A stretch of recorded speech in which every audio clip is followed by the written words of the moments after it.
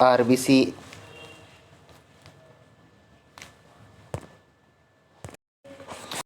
Hello दोस्तों, RBC MPPSC में आप सभी का स्वागत है।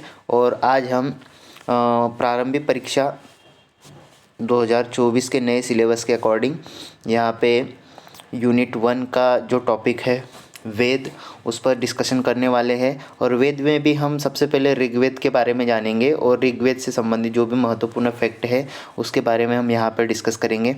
तो आइए देखते हैं।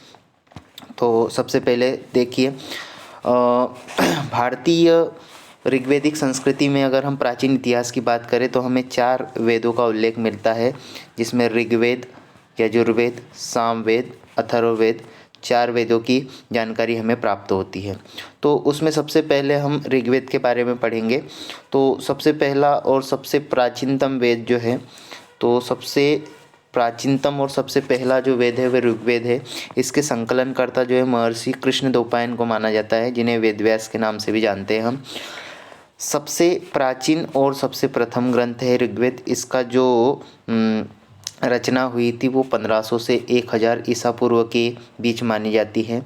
ठीक है, इसमें 10 मंडल, 1028 सूक्तियाँ और 10,580 ऋचाएँ है या श्लोक है, ये ऐसा माना जाता है। और आगे बढ़ते हैं। इन 10 मंडलों में जो है दूसरे से 7वें मंडल जो है सबसे पुराना है। तो ये याद रखना एक चीज़ कि ऋग्वेद का दूसरे से लेकर से 7वां मंडल जो है सबसे पुराना है। पहला 8वां और 9वां मंडल जो है और 10वां मंडल ये परिवर्ती काल का है, मतलब ये बाद में आया। और 10वां मंडल जो है ऋग्वेद का 10वां मंडल सबसे बड़ा है और जिसमें पुरुष सूक्त का वर्णन मिलता है। तो ये चीज़ भी आपको ध्यान में रखना है। आगे देखें तो ऋग्वेद का जो विभाजन किया गया है, ऋग्वेद को हम 2 भागों में इसको बांटकर पढ़ सकते हैं। जैसे मंडल क्रम में इसका विभाजन किया गया है, अष्टक क्रम में, मतलब कुछ कुछ जगहों पर ऐसा माना जाता है कि ऋग्वेद जो है 10 मंडलों में विभाजित है, जिसमें 85 अनुवाक है और 1028 सूक्तियाँ है। और उन 1028 सूक्तियों में से भी अगर हम बात करें तो 1017 जो है इसमें सूक्त है और 11 जो है बाल खिल्य है। तो इसमें याद रखना कि ऋग्वेद के मंडल क्रम में जो है इसको 10 मंडलों में विभाजित किया गया है, जिसमें 85 अनुवाक है, 1028 सूक्तियाँ है, 1017 जो है सूक्त है और 11 जो है बाला खिल्य है। टोटल मिला के 1028 इसमें सूक्तियाँ या श्लोक हो जाते हैं। ठीक है, अब दूसरा विभाजन की बात करें तो दूसरा विभाजन इसको अष्टक क्रम में विभाजित किया गया है। तो समस्त ऋग्वेद संहिता को 8 अष्टकों में बांटा गया है। तो 8 अष्टकों में बांटा गया है और प्रत्येक अष्टक में कितने अध्याय है? 8 अध्याय है। मतलब 8 अष्टकों में बांटा गया है, प्रत्येक अष्टक में 8 अध्याय है, तो टोटल ऋग्वेद में 64 अध्याय हो जाएंगे। तो इसको 64, ऋग्वेद में टोटल कितने अध्याय है? 64 अध्याय है। अब जो ऋग्वेद की जो ऋचाएँ है उनके समूह को जो है वर्ग कहा जाता है, या इसको वर्ग कहते हैं। इसके अलावा आगे देखें तो सामान्यतः 5 मंत्रों का एक वर्ग होता है। कितने मंत्रों का? 5 मंत्रों का जो है एक वर्ग होता है। और ऋग्वेद में जो समस्त वर्गों की संख्या है वो लगभग कितनी है? 2000 है। तो ये छोटी बातें आप याद रखेंगे। एक बार फिर से इसको रिवाइज कर देता हूँ। देखिए, ऋग्वेद का जो विभाजन है वो 2 भागों में है।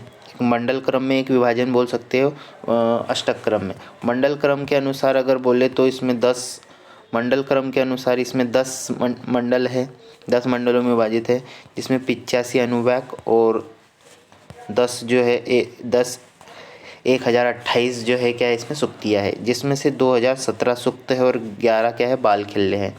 वैसे ही अष्टक क्रम की बात करें तो अष्टक क्रम में 8 अष्टकों में विभाजित है, प्रत्येक अष्टक में 8 अध्याय है। ऐसे इसमें 64 अध्याय हो जाएंगे।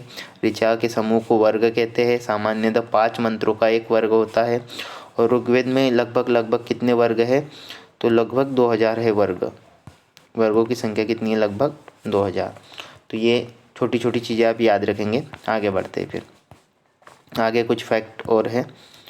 जैसे पतंजलि ने महाभाष्य की रचना की थी और उन्होंने उसमें ऋग्वेद की जो है 21 शाखाओं का वर्णन किया है, लेकिन इसमें से 5 ही शाखाएँ क्या है प्रचलित है, या 5 ही शाखाएँ जो मुख्य है। तो शाक्लायन, बाष्कल, अश्वलायन, शांखयन और मांडुकायन। तो ये 5 शाखाओं के नाम याद रखेंगे कि पतंजलि द्वारा रचित जो महाभाष्य है उसमें ऋग्वेद की 21 शाखाओं का वर्णन है, लेकिन इनमें से 5 ही शाखाएँ क्या है सर्वाधिक प्रसिद्ध है या प्रचलित है। उनके नाम क्या है, तो शाक्लायन, बाष्कल, अश्वलायन, शांकायन, मांडुकायन। ठीक है, आगे बढ़ते हैं फिर। ऋग्वेद में मंत्रों का उच्चारण करने वाला जो पुरोहित होता है या जो यज्ञ संपन्न कराता है उसे होता या होत्रु भी कहा जाता है। तो ये नाम याद रखेंगे कि ऋग्वेद में जो मंत्रों का उच्चारण करता है, यज्ञ हवन वगैरह करवाने वाला जो पुरोहित होता है उसको होता या होत्रु कहा जाता है। ऋग्वेद में 2 ब्राह्मण ग्रंथों का उल्लेख मिलता है, एक ऐत्रेय ब्राह्मण और एक कौशितकी ब्राह्मण कौशितकी। तो ऐत्रेय जो है इसके रचनाकार महिदास है और इनकी माता का नाम इत्रा था, इसी के कारण इस ग्रंथ का नाम जो है ऐत्रेय पड़ा। तो ऐत्रेय ब्राह्मण के रचनाकार कौन है, तो महिदास है, उनकी माता का नाम इत्रा था, इसके कारण इस ग्रंथ का नाम क्या पड़ा, ऐत्रेय ब्राह्मण पड़ा। दूसरा है कौशितकी या शाखायन। ठीक है, तो ये जो ब्राह्मण है इस ब्राह्मण गण की रचना जो है कुशितक ऋषि ने की थी और इन्हीं के नाम पर इसका नाम क्या पड़ा, कौशितकी पड़ा। ठीक है, तो आगे बढ़ते हैं फिर कुछ स्मरणीय तथ्य को देख लेते हैं अब इसके बारे में। तो देखिए, सबसे नवीन मंडल अगर बात करें हम तो पहला और 10वां है। ठीक है, उसके बाद सबसे पुराना मंडल जो है दूसरा और 7वां है। तो दूसरे से 7वें 2 से 7 जो है इसको वंश या गोत्र मंडल भी कहलाते हैं। ये 2 से 7 जो मंडल है उनको वंश मंडल या गोत्र मंडल भी कहते हैं। तीसरे मंडल में गायत्री मंत्र का उल्लेख मिलता है जिसके रचयिता विश्वामित्र है जो सावित्री को समर्पित है। तो ये मोस्ट इम्पॉर्टेंट है, इसको याद रखिए आप कि गायत्री मंत्र का उल्लेख कहाँ मिलता है, तो तीसरे मंडल में। रचनाकार कौन है, विश्वामित्र है और सावित्री को समर्पित है। आगे बढ़ते हैं, 7वें मंडल की बात करें हम तो 7वें मंडल में आपको दसराग युद्ध का वर्णन मिलेगा जो सुदास और 10 जनों के बीच हुआ था परुष्णवी या रावी नदी के तट पर। ठीक है, तो इसके भी याद रखेंगे कि दसराग के युद्ध का वर्णन किस में मिलता है, तो 7वें मंडल में। किनके बीच हुआ था, सुदास और 10 जनों के बीच परुष्णी या रावी नदी के तट पर। 8वें मंडल की बात करें तो इसकी रचना जो है कण्व ऋषि या अंगिरस ऋषि द्वारा की गई थी। तो ये भी याद रखेंगे, 8वें मंडल की रचना किसने की थी, कण्व ऋषि या अंगिरस ऋषि ने।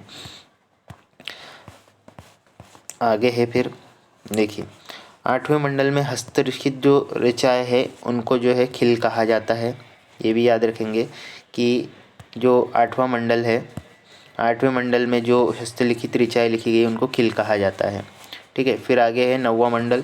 9वां मंडल जो है सोम देवता को समर्पित है। किसको, सोम, इसको वनस्पति देवता भी कहा जाता है। तो याद रखेंगे 9वां मंडल किसको समर्पित है, तो वनस्पति देवता या सोम देवता को समर्पित है। 10वें मंडल की बात करें हम तो 10वां मंडल सबसे बड़ा मंडल भी है और इसमें पुरुष सूक्त का वर्णन मिलता है। और पुरुष सूक्त में ही चातुर्य वर्ण समाज यानी 4 वर्ण जो है ब्राह्मण, क्षत्रिय, वैश्य, शूद्र, इनकी जानकारी हमें 10वें मंडल से ही मिलती है। तो चातुर्य वर्ण समाज की जानकारी कौन से मंडल से मिलती है, तो 10वें मंडल से, ब्राह्मण, क्षत्रिय, वैश्य, शूद्र।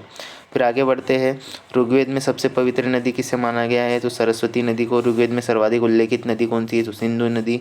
ऋग्वेद में सबसे महत्वपूर्ण देवता कौन से है, तो इंद्र देवता। फिर आगे है, ऋग्वेद में जो 7 नदियों के प्राचीन नाम मिलते हैं उनके नाम देख लेते हैं। ये इंपॉर्टेंट है, इसमें से प्रश्न पूछा जा सकता है।